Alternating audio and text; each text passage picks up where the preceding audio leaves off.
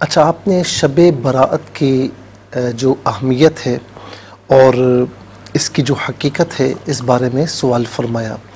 اچھا، بہت سے لوگ اس کو شب رات کہتے ہیں. جی یہ عام تو شب اور رات کا ایک ہی معنی ہے. صحیح ہے نا. شب برات بھی نہیں ہے، شب براءت. ہاں، شب براءت بالکل ٹھیک. بہت سے لوگ سمجھتے ہیں برات کی رات. جی تو اسی لیے صحیح تلفظ اختیار کرنا چاہیے. اچھا، جہاں تک اس رات کا تعلق ہے، جب بھی یہ رات نزدیک آتی ہے تو جہاں پر لوگوں کا جوش و خروش دینی حوالے سے بڑھ جاتا ہے، عبادات کے حوالے سے، تو وہاں پر کچھ اختلافی نوعیت کے کچھ سوالات بھی آنا شروع ہو جاتے ہیں. صحیح. کہ جی اس رات کی اہمیت کیا ہے؟ ساری راتیں اللہ کی ہیں. بالکل ساری راتیں اللہ کی ہیں، لیکن شب قدر بھی تو رات ہے نا.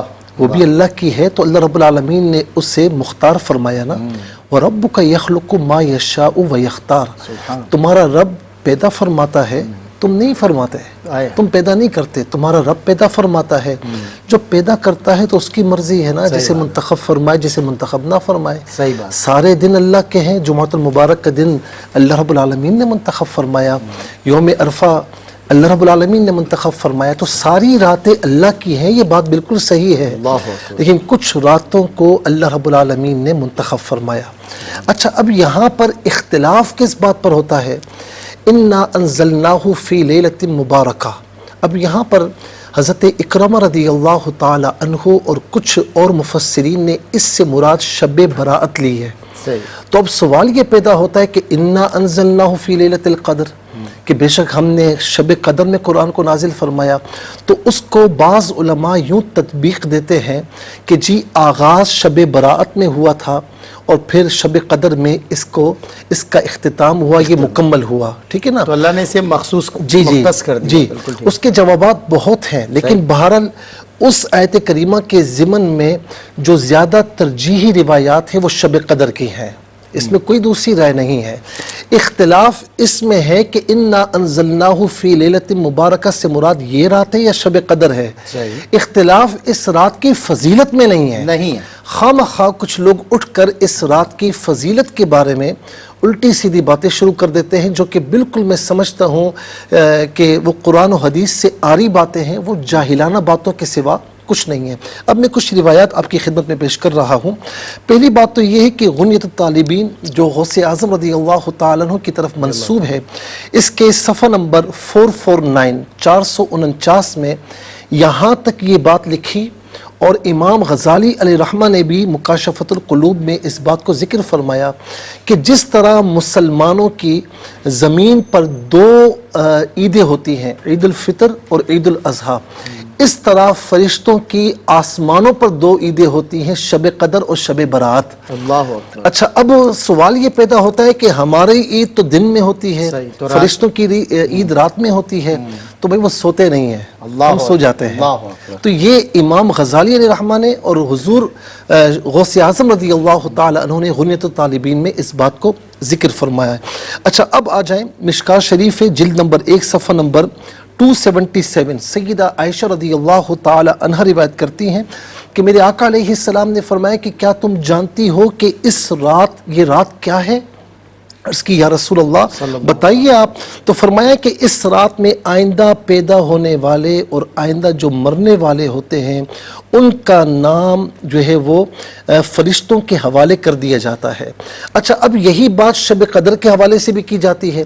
تو فرمایا کہ شب قدر میں لوح محفوظ میں لکھ دیا گیا، اور اس رات میں فرشتے جو کام ان کے کرنے والے ہوتے ہیں، جو فرشتے کام پر مامور ہوتے ہیں نا، ان کے حوالے فہرست کر دی جاتی ہے کہ اب آئندہ سال کن کو مرنا ہے اور کن کو پیدا ہونا ہے. اچھا، مزید اس میں کئی روایات ہیں، اور ایک کتب میں نے ترمذی اٹھا کر دیکھیں، ابن ماجہ اٹھا کر دیکھیں، شعب الایمان للبیہقی اٹھا کر دیکھیں، مسند امام احمد اٹھا کر دیکھیں، ان سب میں آپ کو یہ روایات ملیں گی.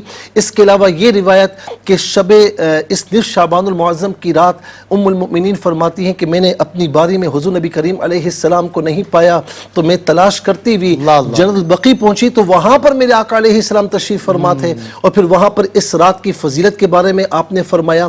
اسی طریقے سے اور بھی روایت ہے, مولا علی المرتضی رضی اللہ تعالیٰ عنہ سے روایت ہے کہ حضور نبی کریم علیہ السلام نے فرمایا کہ اس رات میں عبادت کرو اور دن کو روزہ رکھو. اور پھر یہ بھی فرمایا حضور نبی کریم علیہ السلام سے یہ بھی روایت ہے کہ اس رات میں غروب آفتاب سے ہی اللہ تعالیٰ کی رحمت آسمان دنیا پر اجلال فرماتی ہے. صدائیں آتی ہیں الا من سائل, الا من مستغفر, الا من مستولد. ہے کوئی مانگنے والا, اولاد طلب کرنے والا, ہے کوئی سوال کرنے والا, ہے کوئی استغفار کرنے والا, جو مانگے گا اسے عطا فرمایا جائے گا. اب میں یہاں پر بالکل اخیر میں میں آپ کو بتاؤں, حضرت ابو ہریرہ, حضرت معاذ بن جبل, حضرت ابو ثعلبہ, حضرت عوف بن مالک رضی اللہ تعالی عنہم سے بھی ایسا ہی ملتا جلتا مضمون جو ہے وہ روایت ہے. اور اخیر میں یہ بات عرض کروں گا کہ خواجہ حسن بصری رحمۃ اللہ تعالی علیہ بھی اس رات میں عبادت کیا کرتے تھے. اور اس کے علاوہ حضرت مکحول رضی اللہ تعالی عنہ, خالد بن معدان, اسحاق بن راہویہ رحمۃ اللہ تعالی علیہم, اور لقمان بن عامر, یہ وہ تابعین جلیل القدر اس رات میں مسجد میں پوری رات عبادت کیا کرتے تھے. اللہ اکبر, اللہ اکبر, کیا بات ہے. یعنی 15ویں شب کی آپ کی وہ جو روایت جس میں سیدہ عائشہ فرماتی ہے میں نے نہیں پایا تو میں گیا نہیں, رسول اللہ کا ثابت ہے. باقی میں آپ جو ہے نا کچھ تعصب پسند آنکھوں دیکھیں نا, جی پوری امت کا معمول ہے. جی جی پھر اس رات میں فرشتوں کے سامنے اعمال پیش کی جاتے ہیں. اللہ تو اکبر, یہ باتیں فضیلت کے لیے کافی ہیں. کیا بات, ہم اس پر یہ گفتگو نہیں کرتے. اگر آپ اس کو خبر واحد بھی مانتے ہیں نا تو یاد رکھیں کہ ہم اس سے کوئی حکم ثابت نہیں کرتے, ہم فضائل کے اعتبار میں بالکل اس کو معتبر مانتے ہیں.